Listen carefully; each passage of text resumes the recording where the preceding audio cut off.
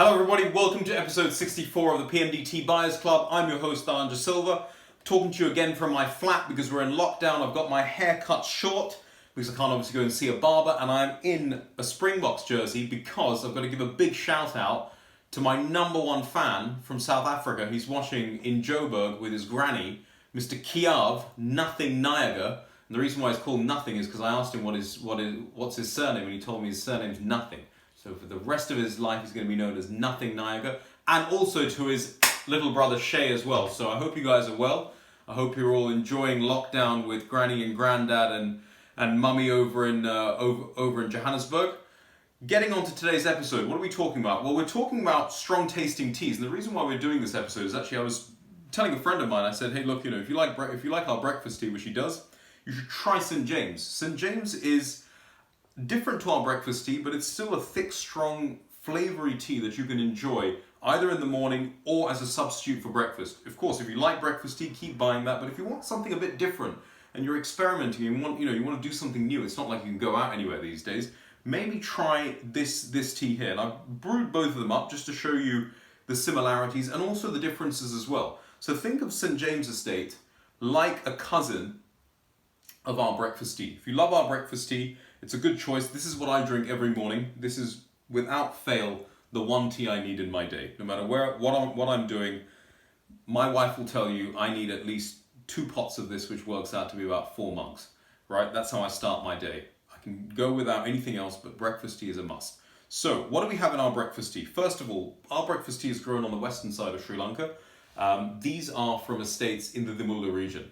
Now, these are western growing estates. They're all high grown, and as you know, with high grown teas, a lot of the estates up that side produce orthodox rotovane teas. And one of the grades that we use for our breakfast tea is BOP, which is this smaller particle size. It's smaller, it gives you color, it gives you character, and it gives you strength. The higher up in elevation you go, the lighter your tea usually will be. But if you want to have thickness and you want to have color, you've got to go for a smaller particle size. The smaller the particle size, the more flavor you'll get. So if you were to drop down 2 particle sizes in this, which would be dust, from the same estate that would produce a BOP, you would find a thicker cup coming out in a dust tea. As opposed to a larger, leafier grade of tea like an orange Pekoe, you would have a lighter cup. One of the reasons you would have a lighter cup is because the leaf is larger, there's less surface area, and as a result, that's why you will get the lighter cup coming through. So our breakfast tea, if you have a look at it, the cup color is very dark, it looks very thick, it looks very brisk.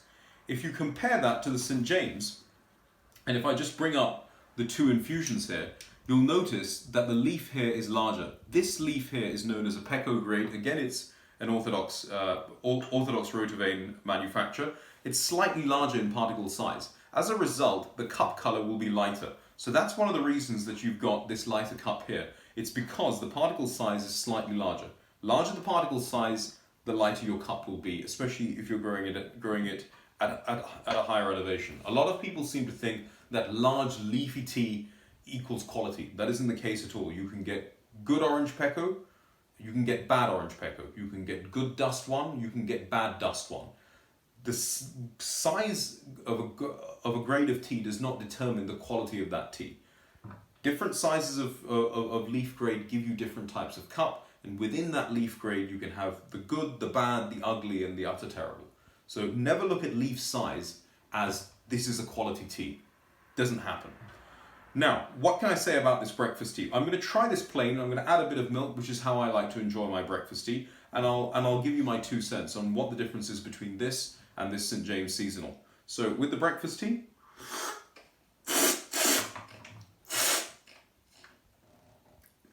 it's thick, it's brisk, it certainly gets you up, but within that thick and that briskness, you still get this earthy note. You get a woody note in it. Wood being oak, you get raspberry.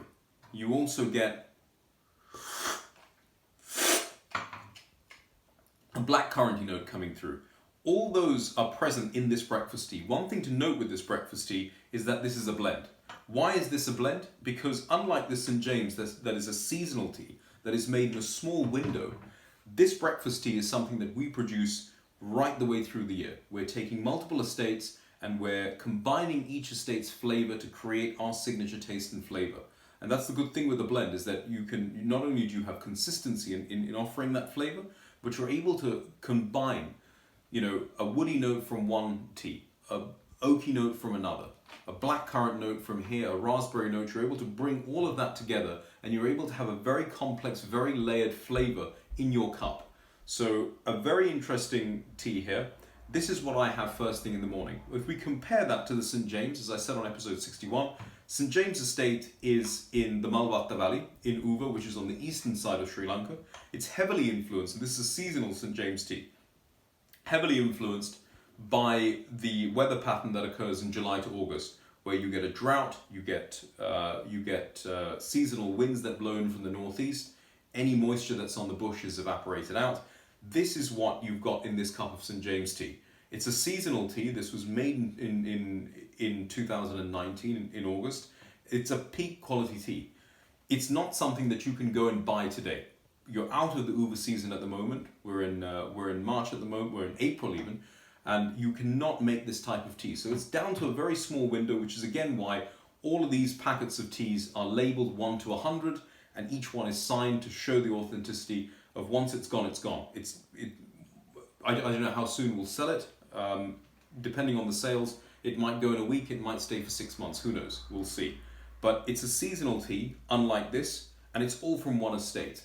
Everything in this tea is from just St. James Estate. We haven't done anything else to this. This is how it was created on the estate. If we have a taste of this, what does it taste like?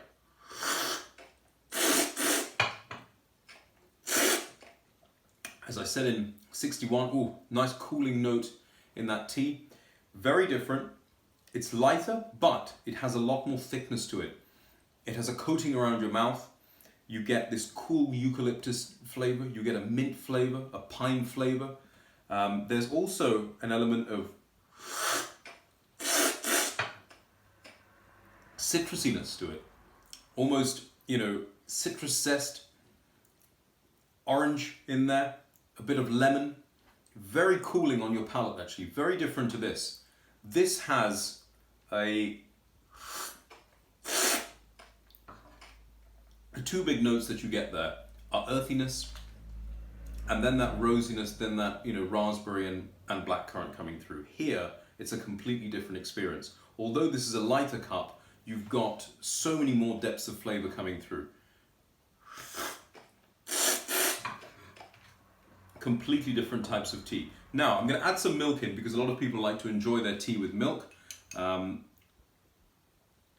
know that people in South Africa like to enjoy their tea with milk as well. So I'm going to add 2 spoons of milk into these teas and see if that makes any difference. Now, if you look at this, again, once you add milk, the cup colors look so different. You've got a much goldeny yellowy cup here. Here you've got much more of a redder cup coming through. On both cups, you've got a nice golden rim that sits around them. It really shows the quality in both teas. But two very different looking cups. This is a very nice bright looking cup, actually. So I'm going to taste both of these and see how that changes.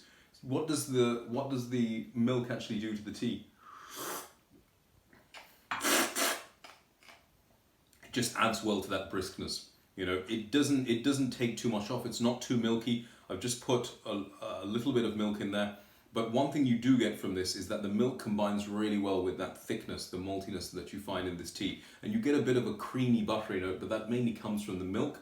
But the milk blends really well with the tea. It blends well with the tea because this tea has body. There's that thickness to that to this cup. If you compare it to this, what do I find? So,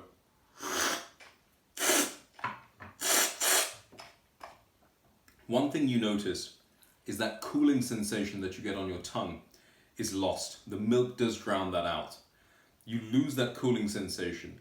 A bit of that lemony zest that I spoke about previously is lost. It does take a bit of the thickness off though. A lot of people might find an uva, if they drink that for the first time, a little overpowering on their palate. Although the cup looks thin, there's so many flavors that are going on there. And maybe for the first time, if you're drinking a seasonal uva and it's new to you, you might not like that flavor. And maybe it's an idea, you just add a drop of milk just to take the edge off a little bit, and then you come on to trying it with less and less milk and eventually trying it without milk. So if you're a first-time buyer of a St. James tea or a genuine uva, maybe try it with a bit of milk. But in all honesty, I think that when you add milk to this, although the tea tastes nice, it takes away from the flavor that's in this cup. It does take away from it. There's no denying it. But if you're drinking St. James for the first time and you want something similar to your breakfast tea, this is a nice tea. One thing it does do is it leaves a thick coating around your palate that you don't get from this breakfast. As I talk to you now, my palate has this coating of St. James tea right around it that you don't get from our breakfast tea. So two very interesting teas, both strong. You can add milk to both of them. I would personally recommend you try the St. James with milk and then try it without milk. I think without the milk, it just has a few more layers to it. But tea's a subjective thing and you should enjoy it in the way that you like. So 2 teas for you guys to try in this period of lockdown. Try something new. You know, you're doing a lot of new things at the moment. You're doing Zoom video conferencing. It's changing the way that we're working and living. So try this out. In terms of tea estates, and a lot of people asking questions about what's it like on tea estates, what's happening in the tea world. There's also some teas that are out of stock on our website as well. Drinkers of our new Vithana Kanda tea keep asking for it, and yes, we don't have any at the moment. So in terms of the tea world in Sri Lanka, just to briefly give you an idea, we have not had a tea auction this week. There was talk of an e-auction, I'm not too sure. I haven't spoken to anyone in Sri Lanka to ask, did that go ahead? There was a talk of doing an e-auction. Last week there wasn't an auction, and to be honest, I've lost count of the number of weeks that we're in now. I'm pretty sure there wasn't a tea auction before that actually, yes, so we haven't had a tea auction for 2 weeks, and if this e-auction hasn't happened today, we wouldn't have had an auction today as well. Certain tea estates are working. There's a directive coming in. There's rumours right now that they might ban all work on tea estates. Some people say they're going to ban it. Some people say that they'll carry on. Some estates are working, some estates are not. In general, Colombo is locked down, which is why the tea auctions aren't actually going forward. People can't move unless you've got a special pass, and right now it's only large bulk exports of tea that are moving out of the country that exporters have in their stores. It's not new tea that's moving from a state into Colombo because of course the auction is suspended. Where does this all go? To be honest, I don't know. You know, technology is changing the way that we're working. You know, we've had in 1 week so much talk of a e-digitized auction, but one thing we do realize is that whereas in 2 days you clear north of 5-6 million kilos in Colombo, where the auction happens so fast on the floor, the e-auction won't happen like that. It's new, we haven't tried it, we haven't got through anywhere near the amount of lots that we need to get through. So will they clear an e-auction with about 5-6 million kilos? Probably not. On the other side, there isn't that quantity of tea as well because we're still in drought. We're coming into April. We should be getting some monsoon rain coming in sometime this month. But as of now, we haven't had any rain. And I think personally, I think it's a good thing that we haven't had the rain come in, because if the rain did come in, you know, and we stop plucking on the tea estates, we're going to have a lot of growth on the bush. And if all plucking is banned, that growth is going to sit there, and they're going to have to, you know, prune the bush down or skip it or do something to it, where we'll have a period of poor tea. So in the world of tea, everything's in limbo.